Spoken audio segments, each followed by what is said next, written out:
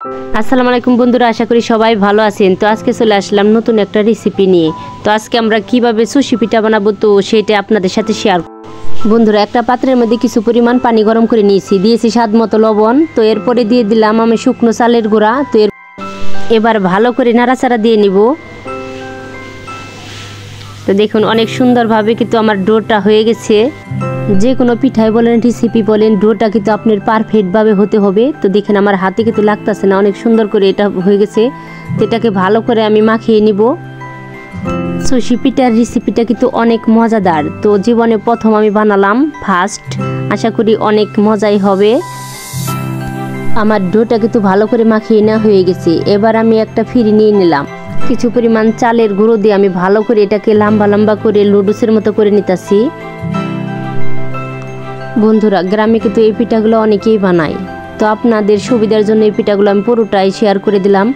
তো দেখেন খুব সহজেই কিন্তু আমি পিঠাগুলো বানিয়ে ফেলতেছি। আর পিঠাগুলো বানানোর সময় কিন্তু আমি হাতের তেওলাটা ব্যবহার করেছিলাম। তো দেখুন খুব সহজেই বানিয়ে ফেলতেছি, অনেক সুন্দর একটা রেসিপি। তো এগুলো আপনারা চাইলে কিছু দুধ দিয়েও রান্না করে খেতে পারবেন। বন্ধুরা, সুশি পিঠাগুলো কিন্তু বানানো হয়ে গেছে। দেখুন অনেক ঝরঝরা পিঠা, অনেক সুন্দর। এবার তেলে ভাজার জন্য নিয়ে যেতেছি আমি। তো এবার একটা পাত্র নিয়ে নিলাম, তো কিছু পরিমাণ তেল দিয়ে দিলাম এই জায়গায়। তো তেলটা গরম হয়েছে কিনা তাই একটা দিয়ে প্রথমে ট্রাই করে দেখতেছিলাম। তো তেলটা গরম হয়ে গেছে। রান্নার যে রেগুলার তেল আছে তো ওই তেলটা আমি ব্যবহার করেছি। তো একে একে সব পিঠা আমি দিয়ে দিতেছি। দেখেন অনেক সুন্দর করে কিন্তু পিঠাটি ভাজা হইতেছে। পিঠাটা প্রায় মচমচা হয়ে গেছে, দেখুন অনেক লোভনীয়, চিপসের মতো হয়ে গেছে। বন্ধুরা, পিঠাগুলো ভাজার সময় অনেক আলতো করে নাড়াচাড়া দিতে হবে, ভেঙে যাতে না যায়। তো হালকা করে নাড়াচাড়া দিবেন। তো আমার পিঠাগুলো কিন্তু ভেজে নেওয়া শেষ। এই ফাঁকে আমি একটা পাত্রের মধ্যে কিছু পরিমাণ পানি দিয়ে দিলাম, স্বাদ মতো চিনি দিয়ে দিলাম 2টা এলাচ। তো দেখুন আমার পিঠাগুলো কিন্তু ভাজা হয়ে গেছে। অনেক ঝরঝরা পিঠাগুলো, অনেক মুচমুচে হয়েছে। তো সুশি পিঠা জীবনে ফার্স্ট খাবো, আলহামদুলিল্লাহ অনেক সুন্দরই হয়েছে। তো স্বাদ মতো লবণ দিয়ে আমি এটাকে ভালো করে নাড়াচাড়া দিই।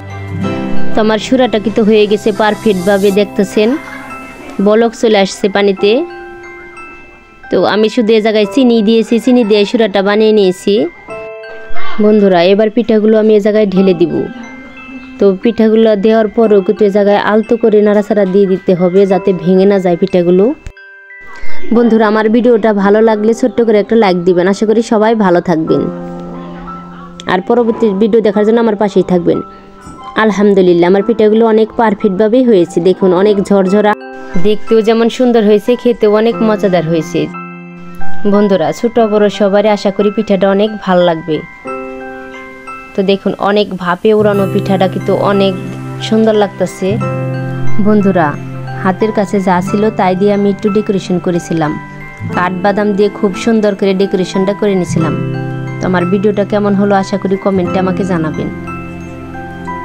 অনেক ইয়ামি লাগতেছে। আশা করি সবাই ভালো থাকবেন। আল্লাহ হাফেজ।